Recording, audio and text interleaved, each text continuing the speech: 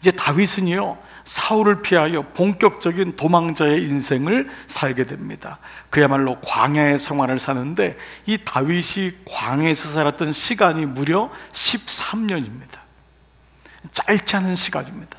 13년 동안 그는 하나님께 택함을 받은 거예요. 너는 기름 부음을 받은 거예요. 언젠가 왕이 될 거예요. 그런데 그게 중요하지 않아요. 왜냐하면 보여지는 거는 광야니까. 하나님이 복을 주신다고 했는데, 은혜를 주신다고 했는데 현실은 광야인 거예요. 그것도 13개월이 아니라 13년이라는 시간을 지나야 돼.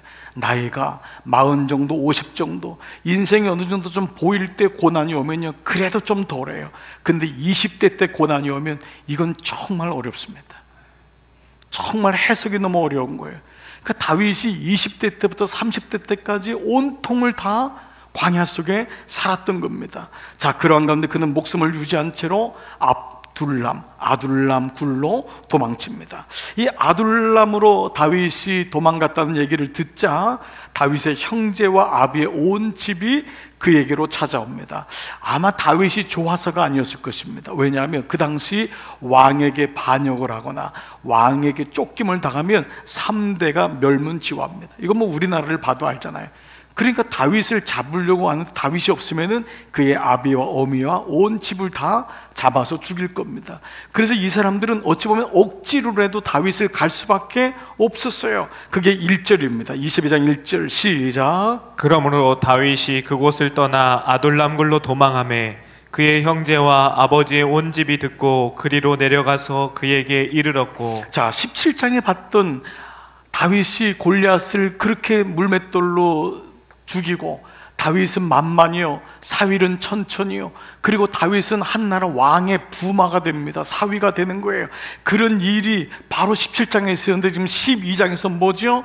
그가 아둘람 굴로 도망하며, 아둘람 굴로 가야지만이 다윗이 다윗 되는 거예요. 아둘람 굴을 도망가고 도피해야 될 그 길이 아니라 하나님의 예비하신 길이라는 것을 보여주고 있다는 거예요. 자, 그런데 이 아둘람굴에 어떤 일이 일어났느냐? 2절을 보십시오. 같이 읽을게요. 환난 시작. 환난당한 모든 자와 빚진 모든 자와 마음이 원통한 자가 다 그에게로 모였고 그는 그들의 우두머리가 되었는데 그와 함께한 자가 400명 가량이었더라. 자, 그래서 아비하고 온 집의 식구들이 왔는데, 그렇게 다윗을 따라온 사람이 누구냐면 기가 막혀요. 3가지 부류예요. 첫 번째, 환난당한 모든 자. 두 번째, 빚진 모든 자. 세 번째, 마음이 온통한 모든 자. 이 3부류가 왔다는 거예요.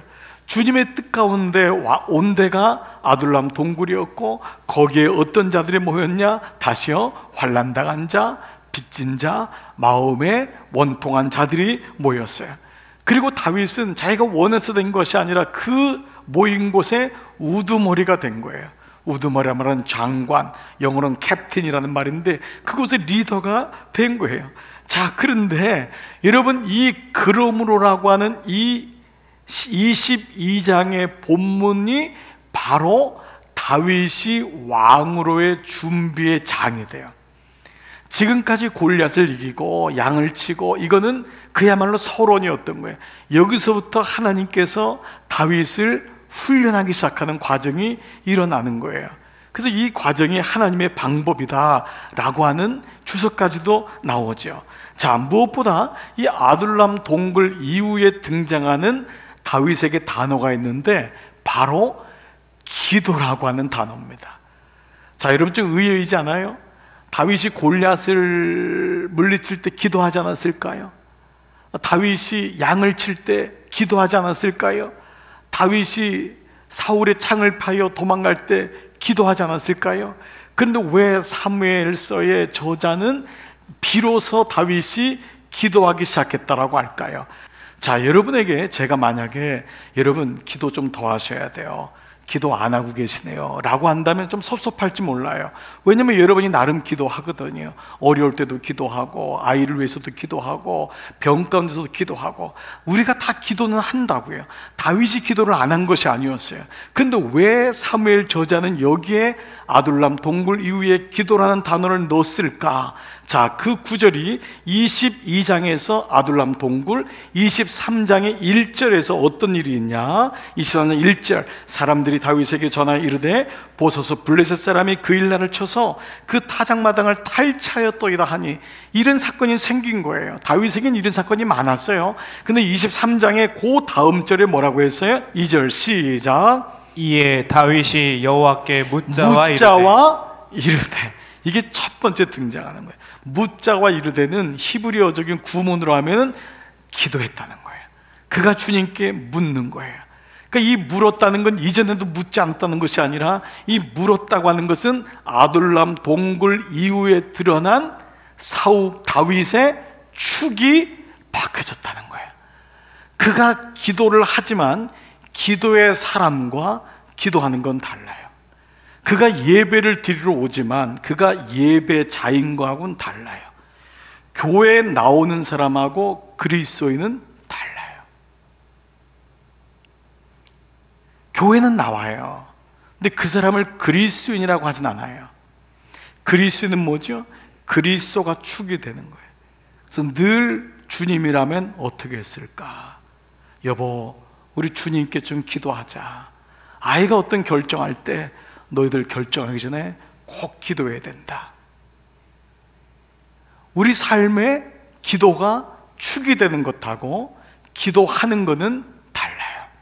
우리는 살면서 사실 위급할 때, 어려울 때 기도하지 날마다 주님과 동행하진 않아요. 만약에 여러분들이 말씀을 주일날 한번 딱 펴서 본다면 그 사람을 말씀의 사람이라고는 하진 않아요. 여러분 사실 말씀보다도 더 많은 메시지를 듣고 있을 거예요.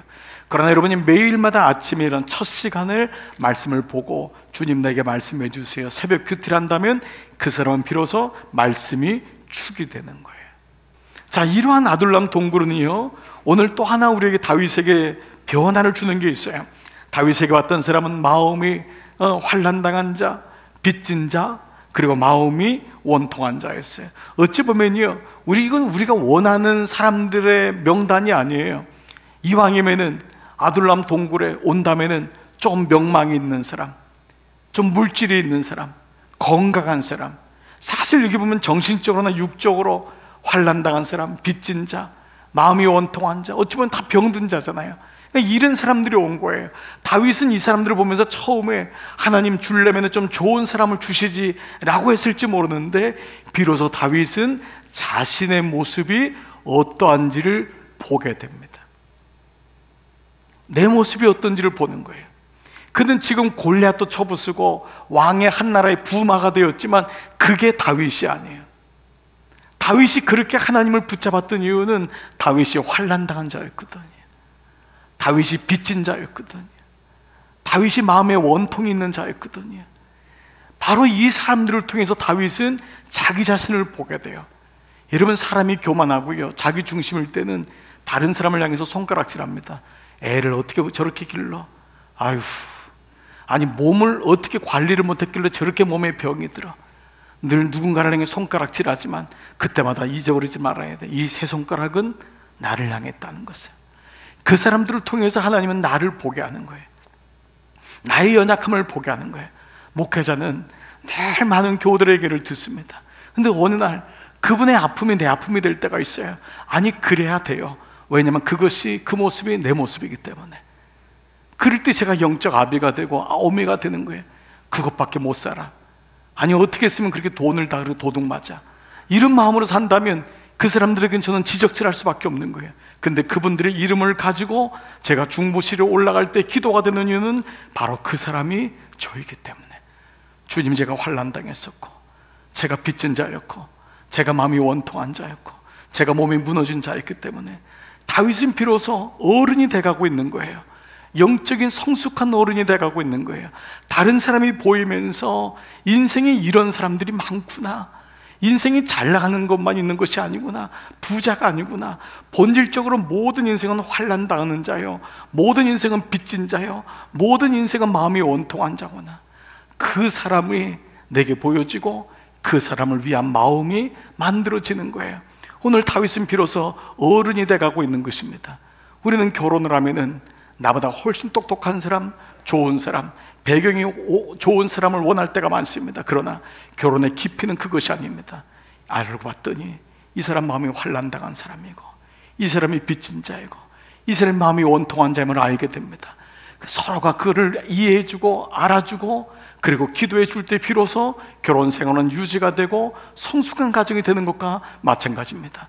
이기적인 가정은 그 사람이랑 결혼했을걸, 미스살이랑 했을걸, 미스 박이랑 했을걸, 그 사람이 훨씬 좋았을 텐데, 다윗은 지금 이 사람들을 통해 자신의 모습을 보고 또 하나가 있어요. 자신의 비전, 앞으로 살아갈 모습이 무엇인지를 알게 됩니다. 첫 번째, 환난당한 자. 다윗은 자기가 환난당한 자를 알았어요. 시편의 150편 중에서요 73개 정도가 다윗이 썼다고 하는데, 그 중에 70%가 다윗이 세 가지 주제로 썼습니다. 첫 번째가 환난당한 자, 두 번째가 빚진 자, 세 번째가 마음이 원통한 자. 첫 번째, 환난당한 자. 시편 46편 1절 시작. 하나님은 우리의 피난처시오 힘이시니 환난 중에 만날 큰 도움이시라. 환난이 있기 때문에 그분이 도움이 되는 거예요. 역설적이지만 환난이 있기 때문에. 여러분이 고난이 없다면 정말 주님을 간절히 찾을 자신이 있으세요? 아닙니다. 여러분, 여기 계신 모든 분들의 공통점이 있습니다. 하나님을 만난 분은 환난 중에 주님을 찾은 사람이에요. 다윗은 이걸 알고 있었던 거예요. 환난 중에 큰 도움이시라.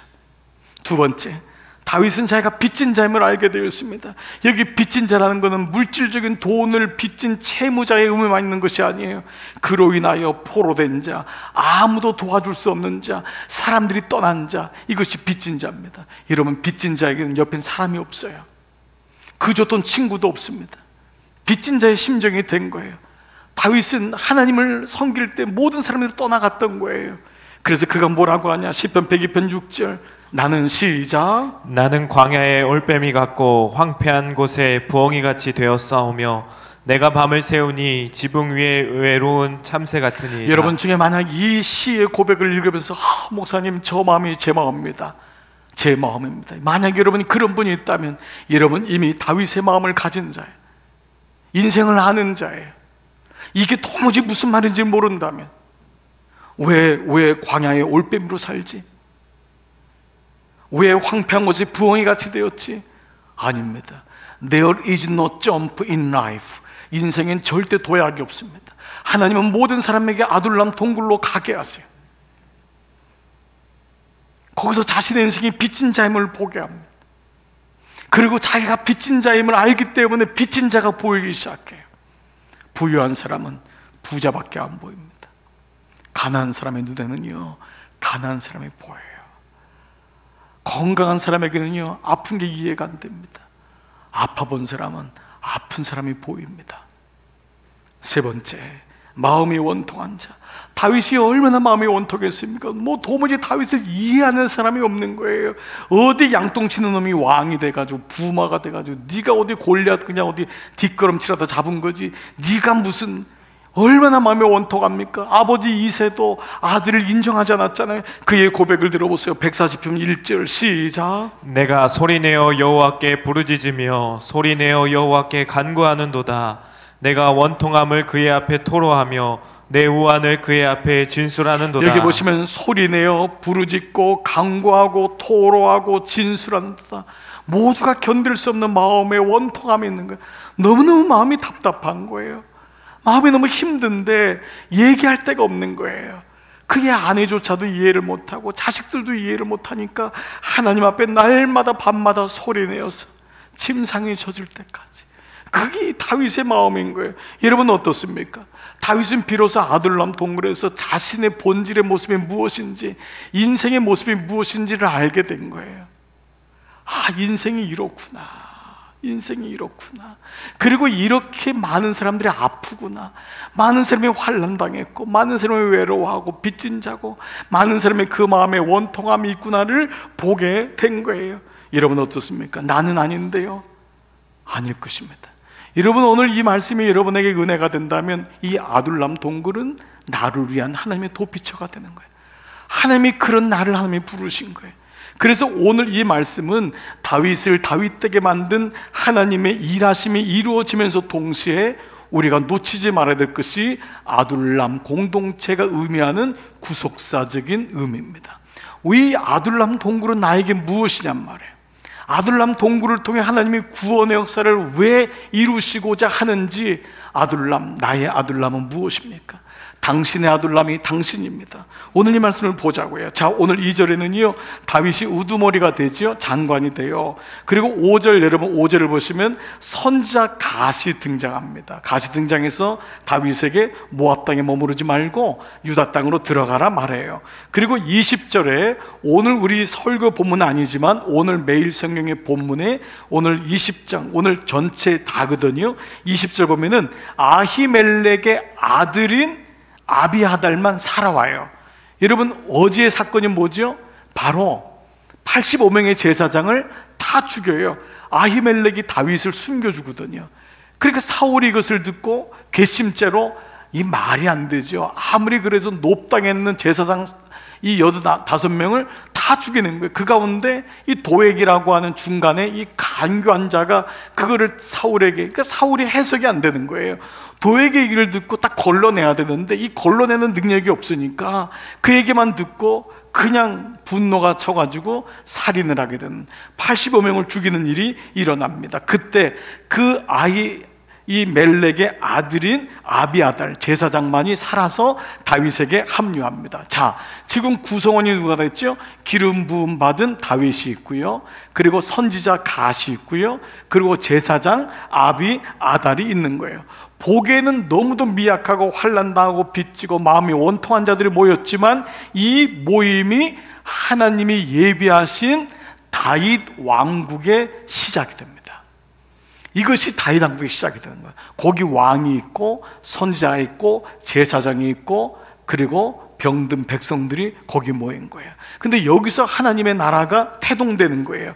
그래서 나가서요, 이것은 다윗 왕국의 시작만이 아니라 다윗을 통해서 구원의 계보가 이루어지기 때문에 이 말씀이 메시아 나라, 하나님의 나라의 근간, 하나님 나라의 본질을 말씀하고 있는 거예요. 자, 예수 그리스도가 왕이고 선지자요 제사장이며 그리고 그에게 모인 환난당하고 빚지고 마음에 원통한 자들이 모인 곳이 바로 어디냐? 이것이 교회라고 하는 거예요. 그래서 사무엘상 17장이 다윗의 소명장인데 사무엘상 22장이 뭐냐면 바로 교회의 태동장이라고 해요. 오늘 이 구속사적인 말씀으로 사무엘상 22장의 말씀이 교회가 시작된 말씀이에요. 즉 아둘람이 뭐지요? 교회예요. 그 교회에 모인 세 사람, 그 마음에 환난을 당하고 그 뭐예요? 빚지고 마음이 원통한 자 400명이 바로 오늘 그리스도인의 모습인 것을 말씀하고 있는 거예요. 자, 그렇다면 주님이 피값으로 주신 신약교회의 그림자, 장차 도래할 교회의 태동의 모습이 이 모습이라면 우리는 교회는 주님의 몸이라고 하잖아요. 그러면 여기 모인 분만 이것이 아니라 우리가 믿고 고백하는 주님이 어떤 분이시냐? 그 주님이 이 구원을 이루기 위하여, 나의 구원을 이루기 위하여 친히 환난당하시고 친히 빚진 자가 되시고 친히 마음이 원통한 자가 되셔서 우리의 구세주가 되셨음을 보여주고 있는 거예요. 여러분이 한번 본질을 보잔 말이에요. 여러분이 오늘 이 시간 주님 앞에 내가 어떤 자예요? 바로 이 자 아닙니까? 내가 환난당한 자 아닙니까? 내가 외로이 혼자 있는 자 아니에요? 빚진 자 아니에요? 내가 바로 마음에 원통한 자예요. 이 마음이 영적으로 느껴질 때 기도가 되는 거예요. 다윗이 이것을 알았을 때 그의 인생에 기도가 생긴 거예요. 기도가 왜 안 됩니까? 왜 간절함이 안 생깁니까? 나는 부유하거든요. 나는 환난은 끝났다고 생각하거든. 나는 마음에 원통함이 없다고 생각하거든요. 나는 빚지지 않았다고 생각하거든요. 그런데 나를 아무리 돌아봐도 이 말씀이 맞아요. 그래서 이 마음을 가진 자가 주님 앞에 올 때 그 말씀이 내게 은혜가 되는 거예요. 그 말씀 내게 이마에 명족이 되니까 눈물이 나는 거예요. 주님, 내가 환난 당한 자였습니다. 내가 지금도 환난 당하고 있잖아요. 어떤 분은 자기가 환난을 당하는데 모르는 분이 있어요. 목사의 눈에는 이분이 환난당해, 이 가정이 환난당해요. 그래서 그 어머니에게 기도하셔야 된다고 했더니 어머니는 왜 기도해야 됩니까? 모르는 거예요. 왜요? 자기는 영적으로 모르는 거예요. 나는 부유한 자라, 나는 부자라, 나는 부족한 것이 없도다. 하나님의 은혜는 그 사람에게 필요한 것이 아닙니다. 여러분이 이번 오늘 예배를 들으면서도 가장 하나님의 은혜가 내게 오는 사람은 어떤 사람입니까? 지금 환난당하고 있는 자예요. 물질로 빚진 자예요. 물질만이 아닙니다. 사람들이 다 떠나가고 혼자 있고 외롭고 그리고 마음에 원통한 자, 바로 그 자가 예배자인 거예요. 마음이 상한 자를 주님이 찾는 거예요. 그 마음이 통하는 자를 주님이 찾는 거예요. 환난 중에 주님을 부르짖는 거예요. 그래서 오늘 말씀에 당신의 아둘람은 무엇입니까? 아둘람은 내가 피해야 될 것 아니에요. 그 단어가 히브리 단어가 도피처란 뜻입니다. 하나님은 필연적으로 그러므로 아둘람 굴로 들어가게 하시는 거예요. 여러분이 지난 시간에 아픔들이 있었을 거예요. 연약함이 있었을 거예요. 그런데 오늘 22장의 말씀의 첫 번째 그러므로, 그래서 내가 주님의 전에 오게 된 거예요. 우리 가정은 안 그렇습니까? 여러분은 안 그렇습니까? 우리 집에 아픔이 없었으면, 우리 집이 빚지지 않았으면, 우리 어머니가 마음에 원통함이 없었으면 주님을 찾지 않았을 거예요. 그런데 하나님은 거기서 멈추지 아니하시는 거예요. 아둘람 동굴에 모이게 해서 기도를 배우게 하고 거기서 우리를 자질을 갖추게 하는 거예요. 그리스도를 바라보게 하는 거예요. 그 이후의 말씀이 오늘 이어지는 말씀이에요. 보십시오.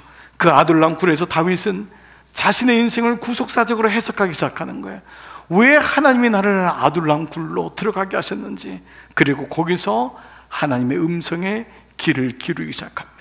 그동안 다윗은 골리앗을 때려잡고 부마가 됐지만 하나님 말씀이 들리지 않았던 거예요.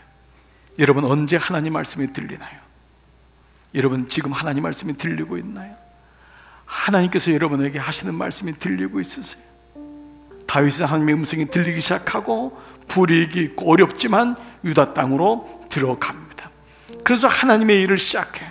계보가 이루어지는 것입니다. 비록 환난당하고 빚지고 마음이 원통해도 아둘람으로 나와야 되고, 여기서 머무는 것이 아니라 이 공동체 속에서 유다 땅으로 들어가는 거예요.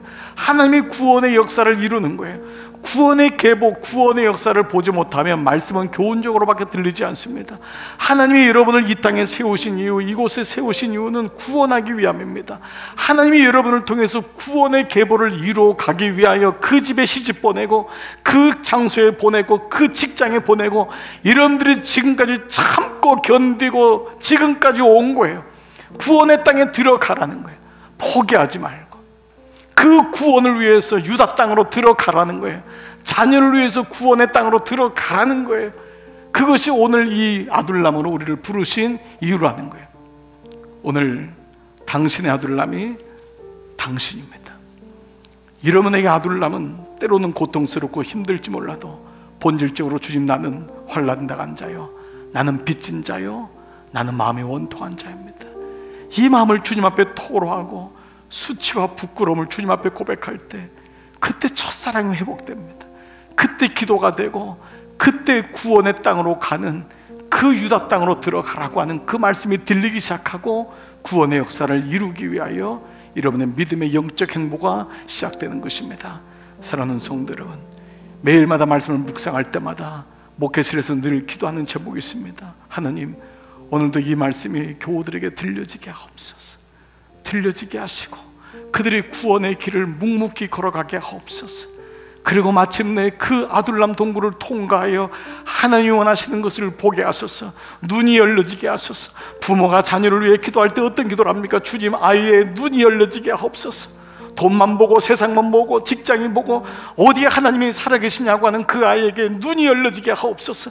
그 아이가 환난당한 자임을 알게 하시옵소서. 빚진 자임을 알게 하시옵소서. 마음에 원통한 자임을 알게 하시옵소서. 이 다윗이 되는 사건이 오늘 말씀입니다. 여러분 가정의 구원의 역사가, 우리 교회가 아둘람 동굴이 되어 주님의 구원의 역사를 이어가는 우리 교회 되기를 주의 이름으로 축복합니다.